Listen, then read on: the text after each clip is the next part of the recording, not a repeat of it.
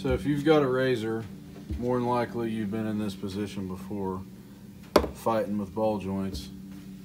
My stock ones lasted about 1,600 miles, and I went from those to American Star, which didn't last but maybe a year if that.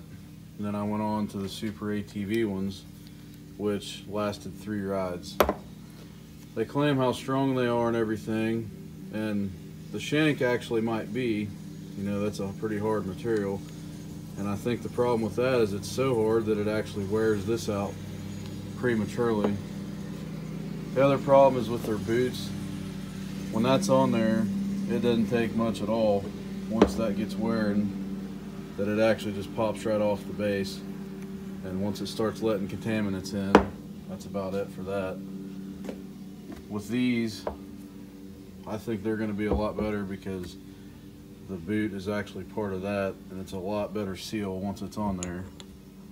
And it's a pretty tight fit on there. And actually once it's in there, I mean, it's smashed down pretty tight, and I don't think a whole lot's going to get past it. The most important thing with these joints is they eliminate the snap ring, which is a common failure point. Seen it happen to a lot of people, really ruins the day. They press in just like normal, but instead of the snap ring, they got this nut that threads down just like that. I'd still recommend pressing them in with a ball joint press and not necessarily pulling them together with that. But that's the biggest thing with them. A lot of the places that we ride are mountains, you know, eastern Kentucky, strip mines, real rocky kind of trails. Just anywhere down in Kentucky, it's real rocky. Plus we run big tires, 32-inch, and I'm sure that probably wears on things more than normal. But the biggest thing with us is wanting reliability.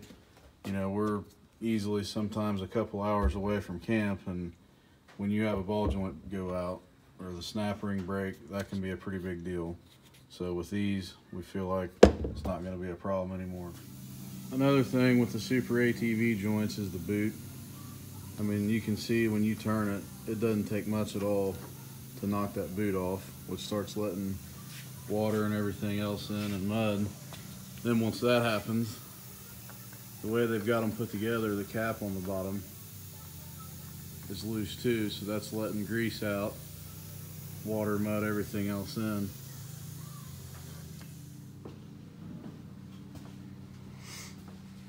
First thing on the new ones, just clean the hole out a little bit. This will go in easier. There's 2 wrench flats on there. Doesn't really matter which way they go. I just put them in that way, straight. My ball joint press, the joint actually fits pretty perfect inside that. Doesn't hurt the hole or anything for the grease fitting. Put that one there, that one on the top.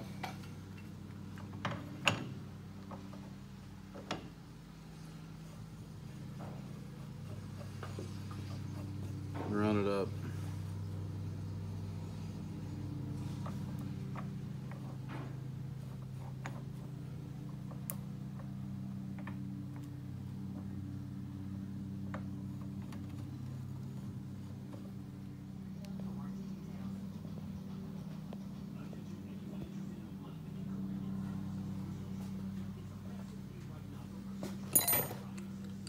I like to use my ball joint press to get them out. It's just a lot easier than smacking on them.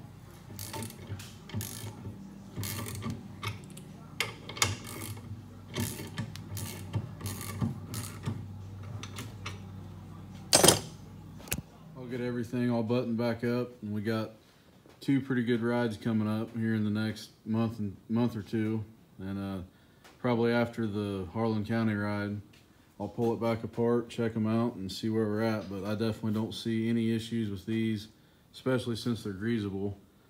And I feel like they're going to last quite a bit longer than any of the other ones we've tried.